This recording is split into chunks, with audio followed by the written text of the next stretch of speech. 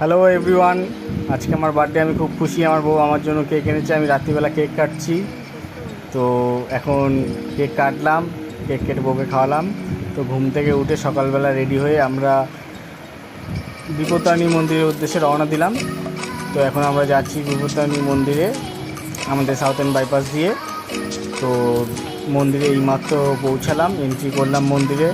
তো মন্দিরে অলরেডি কাজ হচ্ছে, সামনে বিপত্তারিণী মায়ের পুজো। তো মন্দিরে প্রবেশ করে মন্দিরে এই মুহূর্তে আমরা বসলাম মন্দিরে পুজো দেবো বলে। সামনে মাকে তোমরা দেখতেই পাচ্ছ।